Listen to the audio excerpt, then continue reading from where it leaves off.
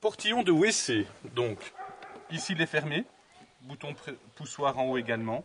Je prends ma clé, je tourne un quart et j'appuie sur les deux boutons en même temps afin d'ouvrir la porte. Qu'allons-nous trouver ici?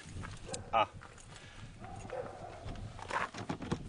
Impossible de sortir la cassette. Toujours une sécurité en dessous.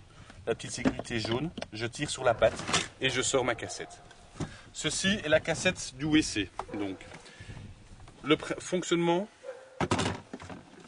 est simple. Une fois que je vais venir pousser ma cassette, automatiquement ce clapet-ci va coulisser et s'ouvrir. Du dessus du WC, on va actionner l'ouverture et fermeture du clapet. Évidemment ici il n'y a rien à faire, puisque la seule chose qu'on doit faire ici, c'est la vidanger. Pour la vidanger, très simple, j'ouvre mon bouchon et je déverse le contenu. Pour avoir plus facile et pour mettre une aire sous pression, j'appuie sur ce bouton-ci, tout en déversant le contenu de la cassette. Par après, le produit qui est fourni, le produit bleu Aquachem, vous devez mettre en règle générale 75 ml, donc ici dedans, pour après venir le refermer. Même chose que le store et que beaucoup de choses dans le motorhome. Si ça coince, c'est qu'il y a quelque chose. C'est quelque chose qui doit être vraiment tout seul à se faire. Pour votre information, vous allez retrouver ici sur le côté le fusible, qui est au fait le fusible de la chasse. Petit truc, il faut savoir que quand je veux effectuer la vidange de ma cassette du WC à l'extérieur, je ne saurais jamais sortir ma cassette à partir du moment où mon clapet de vidange est ouvert.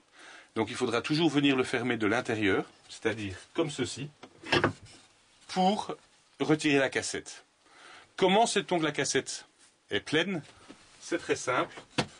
Nous avons un voyant ici qui va devenir orange, qui va nous dire que la cassette est pleine et qu'il faut la vider. Au niveau du WC, le pot peut être pivoté de gauche à droite, ouverture,